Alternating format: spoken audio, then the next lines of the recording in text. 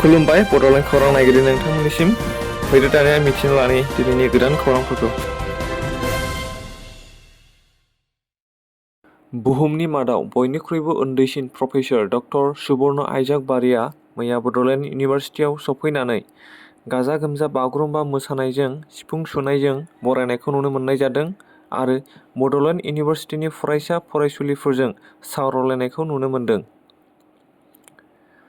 21 नं सालबारि बियाबनि खख्वामारियाव इउपिपिएलनि grand जयनिं प्रग्रामाव BPF आरो जिएसपिनिफ्राय गासै गोदानै 1484 सुबुङा जइन जादों होनना बुंदों बिटिआरनि इएम रन्जित बसुमतारिया।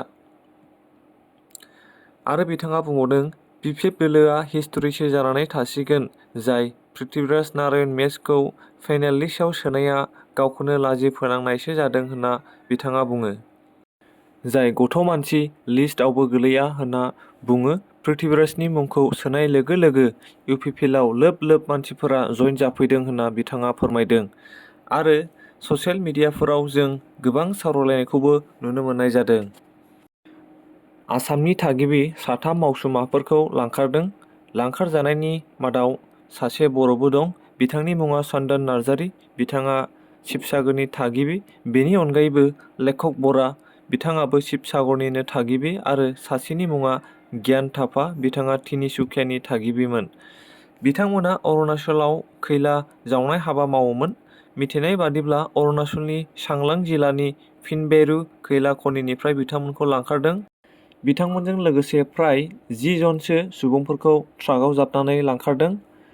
लांखारग्राफोरखौ आलफा आरो एनएसएन उदखारि हान्जानि जानो हागौ होनना सन्देह खालामनाय जादों नाथाय सोर लांखारमारदों बेनि गुबै उदखारिखौ दासिमावबो हमनो मोननाय जायाखै। मैया अर्थात 18 फेब्रुवारि क'क्राझार जिल्लानि सरलभाङायाव इउनाइटेड फराम अफ एक्स एनडिएफबिनि सोद्रोमाफोर आरो दैदेनगिरिफोरा केसनि सोमोन्दै गुवारै सावरायलायनायखौ नुनो मोन्दों।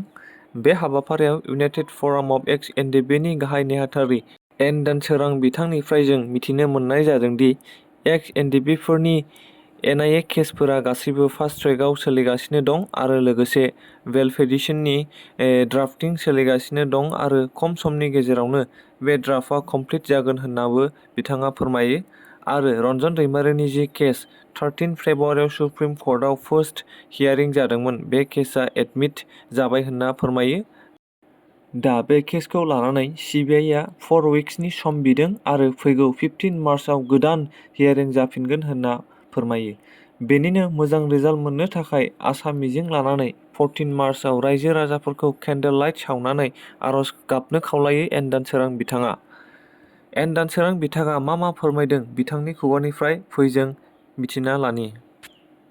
एनडिएफबिनि जोंहा केसनि सायाव मोनथिनांगौनि गोबां बाथ्रा दंमोन। बेनिखायनो बे बाथ्राफोरखौ जों दिनै फोरमायदों। जोंहा दिनै केस हिसाबै स्पेसियेलि नियानि एनआइएनि जेसेबां दं बिथांमोना फार्स्ट ट्रेकआव दिनै सोलिगासिनो दङ आरो बिथांमोननि केसनि सोमोन्दैयैनो जोङो